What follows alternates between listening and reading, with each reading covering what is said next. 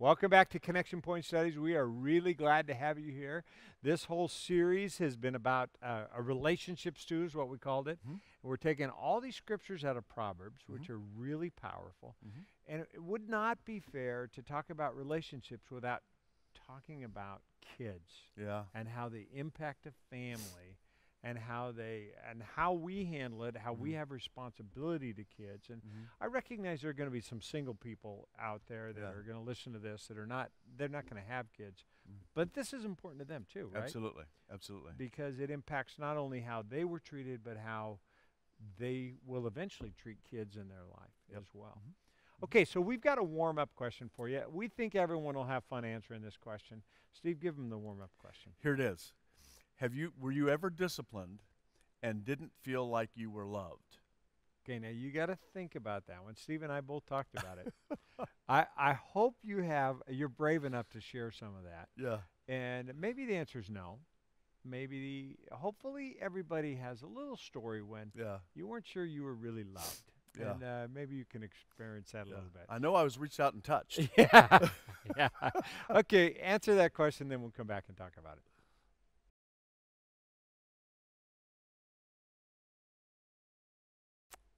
Okay, Steve, I just came back from a conference that I got a chance to meet some of the top black pastors in the nation. And these African American pastors were talking about the biggest struggle that was in their community. And I went back and listened to one of the messages that this young pastor was sharing. And you know what his message was all about? The wounds of a father. Really? Yeah. The wounds of a father. And you've talked about this too. He was talking to this community about how often the wounds of a father keep you from being what you Yeah. have to be. And you have to make a choice to get out of that. And Yeah. so maybe as you're listening to this, you can think about your parents and how you were disciplined, but also how you need to have discipline in your home in the Mhm. correct way. Mhm. Really, that's what this is all about. Yeah. So Good. let's dig in. We're going to look at Proverbs 13:1, and we want you to look at that verse, and then we want you to think about this question. How much does the free will of a child have to do with discipline?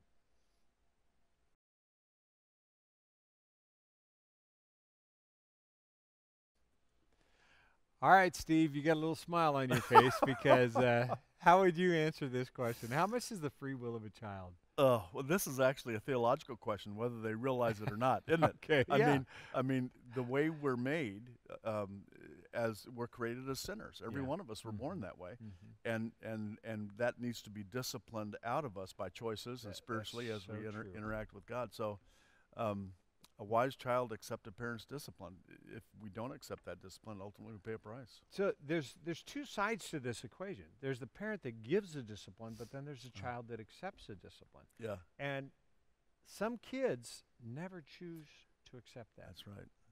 I came here today from Denny Juvenile Justice Center, the detention area where I spend a lot of time now, and it's full of kids who were never able to understand discipline, or they never had any Diminished. discipline. Yeah. So you had two sides. You Yeah. had some that were rejecting it, never choosing Yeah. it, and others that never had any. Yeah. That is so true. So Yeah, this is amazing. really powerful.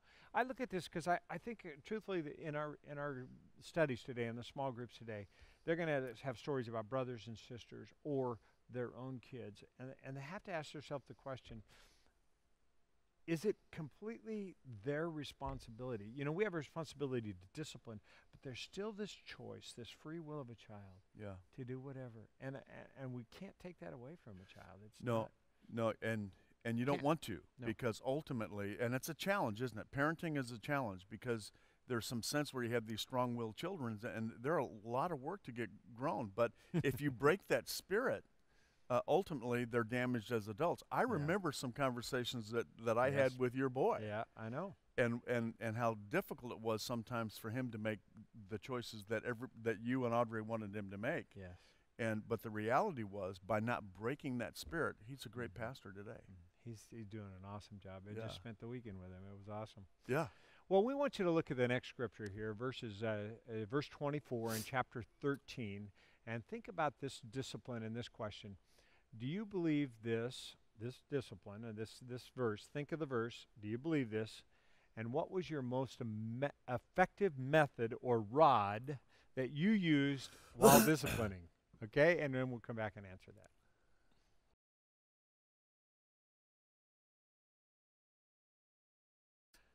Okay, this is kind of an interesting question because there's all kinds of debate out there Yeah. where spank or not spank, hit or Yeah. not, paddle this and Yeah. that, and all these different things. And Yeah. there'll be all kinds of opinions and ideas out there. But That's true. the point is that you ought to have some kind of rod. Yeah. Uh, Excuse me. how would you advise out of this? Well, and here's the real issue when it comes to this, in my judgment, Dan. The fact is, without any discipline, without any rod, to use the writer's language, there is nothing but chaos. And our jails are full of people who had no discipline, who had no guidance, who had no boundaries, who weren't clear about where relationships, healthy relationships, ended and where bad relationships started. So, what's really significant about this verse is that if we spare the effort of discipline, there are serious consequences for us to pay down the road, and our children will pay it. And I want to say this because I think some people don't understand. A rod means something that inflicts a bit of pain. Mhm. That there is discipline is painful, Mhm. and it's painful for us to receive. It's also painful for us to give. But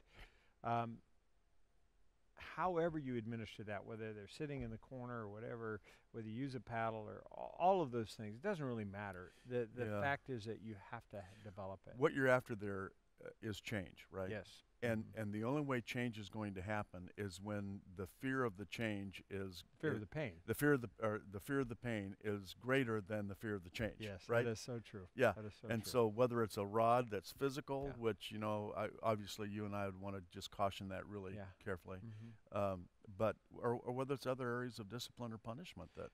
And every family, I think there's some of the greatest. We have Love and Logic classes that we give here.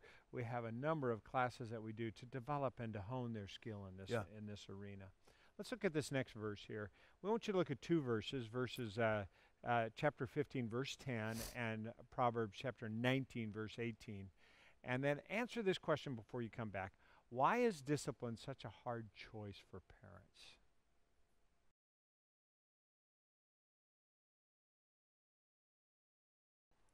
Okay, these verses are really interesting, aren't they?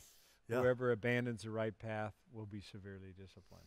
Whoever hates correction will die. Discipline your children while there's hope, because otherwise it'll ruin their lives. Again, you've been talking about this. Absolutely.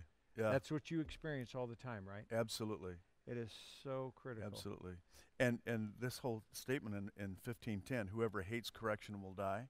I mean, what are the consequences of a series of bad choices? That is so I mean, true. if whether it's physical stuff like drugs, alcohol, whether it's mental, emotional abuse, physical abuse, I mean, the not accepting that discipline produces death. It produces destruction.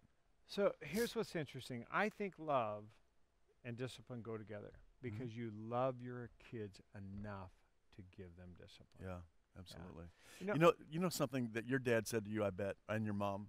Yeah. This is going to hurt you more than it hurts Yeah, me. I know. They I said never that. believed it Never believed it. until I had to Yeah. start giving a spanking Yeah. down then to one of my kids, which I only had to a couple Well, times. and I But it have did to- hurt me. I have to be honest. Watching the grandkids get disciplined is really painful. There you go. You haven't experienced I remember that one yet. time I spanked Ashley, and I felt so bad I walked out and cried. And Yeah. then what made it even worse is I found out that I was wrong. And And then I had to go back in and apologize. It was really bad. So Well, here's the thing. You're going to get a chance to share a little bit as a group, and we hope that you pray for each other. yeah, This is a great time for you to share what's going on with your kids, because every one of us cares so much for our kids. yeah, And I just encourage you to share your stories a little bit about your kids and where they are. And I want you to pray as a family, as a small group family, for each other's families and for your kids. And it's a great way to finish out this study. And remember, next week is a Listen to the Music, which is a chance for you to bring somebody over and have a party, have a great time. And we're not going to have regular studies next week, but when we see you, will be 2 weeks from now, and we'll see you again at Connection Point Studies. So we'll see you next time.